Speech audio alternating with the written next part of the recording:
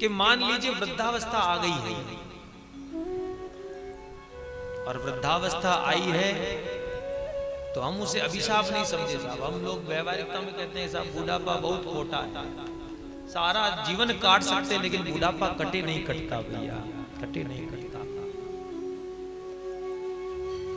और जब जवानी में कहा, बचपन में कहा कि भगवान का भजन कर ले, अपने जीवन को भगवान के व्यवस्था में अर्पण कर दे, अभी हमारी कोई उम्र है क्या? अभी तो हमारे खेलने कूदने के दिन है। फिर कहा अभी तो हमारे कमाने खाने के दिन है, बुढ़ापे में करेंगे ये सब तो बुढ़ापे के काम है। अब बुढ़ापा आया तो ऐसा आया कि गौड़ा टूट गए, अकिया फूट गई। अब बिठाए नहीं बिठे, 4 घंटे में थोड़ा सा अगर ऊपर नीचे हो जाए, 4 बजे के बाद में सबकी घड़ियां ऊपर होने लग जाती है। कोई तो उधर से बोले राधे राधे।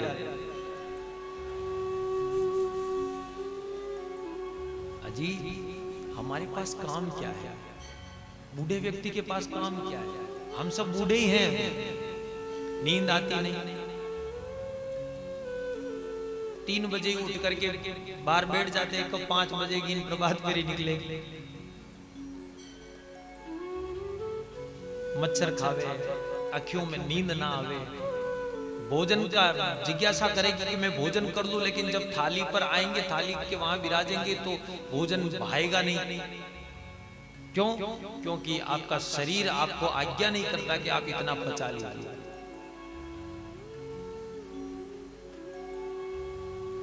पर बुढ़ापे को सकारात्मक रूप में ग्रहण कीजिए। आंखों से दिखना कम हो गया तो बढ़िया है ना। बुढ़ापे में अगर बाहरी दर्शन करोगे तो संकट में फंस जाओगे। भगवान को धन्यवाद दीजिए कि प्रभु आपने मेरी आंखों को कमजोर कर दिया। अंतर के पट खोल रे तोहे पिया मिलेंगे। अंतर चक्षु खोल दीजिए कि प्रभु आप अंतःकरण में आकर के हमको दर्शन दीजिए, मंदिर जाने की जरूरत नहीं है। अंतर के पट खोल तोहे पिया मिलेंगे। बाहरी आंखों की दृष्टि से क्या मिला?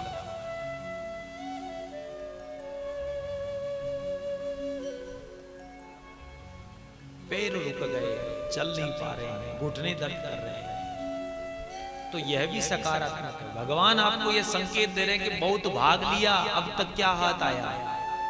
क्यों भाग रहा है? किस लिए भाग रहा है? क्या तेरे हाथ में आया?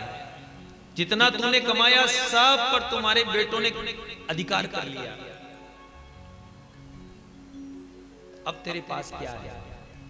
इसीलिए तेरे गोदा रोक दिए। एक जगह बैठ जा और बैठ करके भजन कर।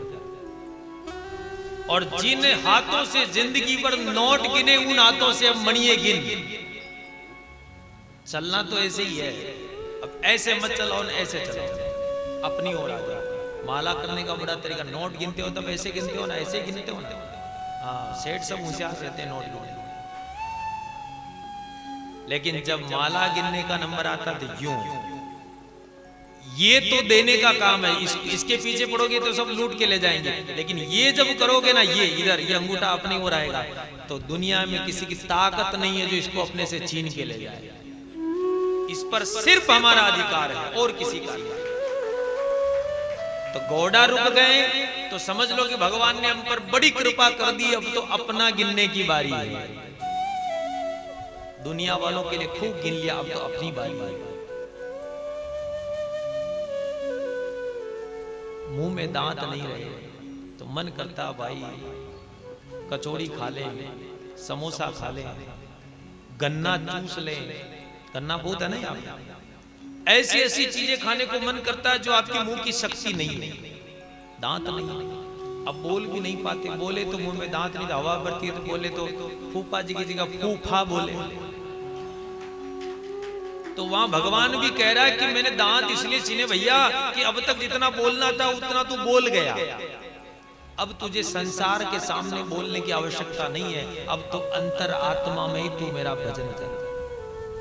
बाहर बोलेगा तो दुनिया तुझे पागल कहेगी, अंतर आत्मा में बोल, मेरा स्मरण कर।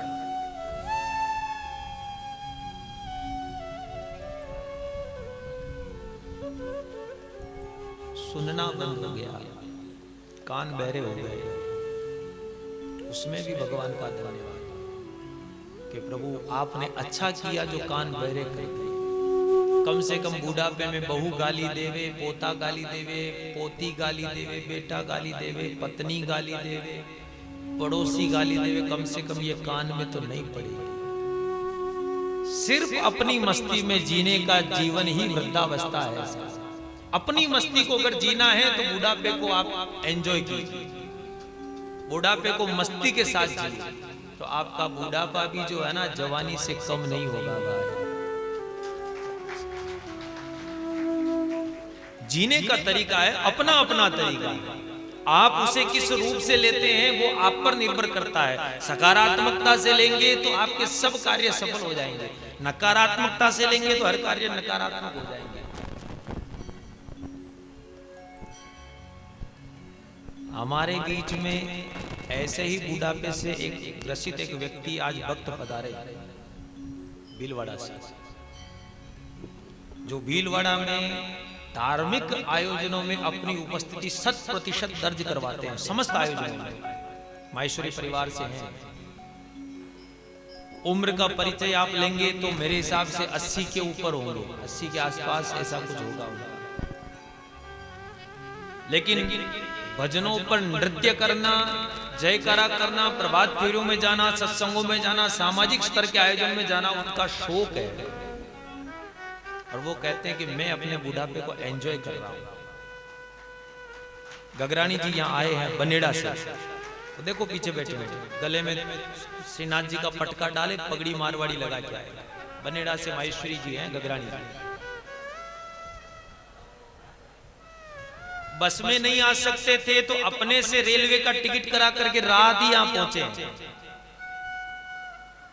क्योंकि साधु आ गए ना, तो साधु को देख करके पता लगा कि भाई साधु लाडू तो जायो हो रहा लगा। तो बुढ़ापे को आप किस दृष्टि से लेते यहां निर्भर करता है। तो भगवान यहां आपको संदेश दे रहे हैं कि भैया जीवन में पुष्टि होना बड़ी आवश्यक है, और पुष्टि ही आपके बुढ़ापे को संतुष्टि भरा बनाएगी। जब आप ये सोचेंगे कि भगवान जीवन में तूने मुझे बहुत कुछ दिया, अब कुछ याचना बाकी नहीं है, जितना दिया उतना तुझे कोटि कोटि धन्यवाद है, बस अब सतत अंत समय में मुख से भगवान का नाम निकल जाए, इसी का तो पूरा जीवन भर प्रयास है। बाकी ये कथाएं सुनने की आवश्यकता क्यों है भैया? इसीलिए कि भैया कब पता नहीं किस समय हमारे जीवन का अंतिम समय आ जाए, उस समय मुख से जैसा नाम निकलेगा वैसा ही हमें आगे जाकर के जीवन मिलने वाला है, वैसा ही हमें आगे जाकर के जीवन मिलेगा।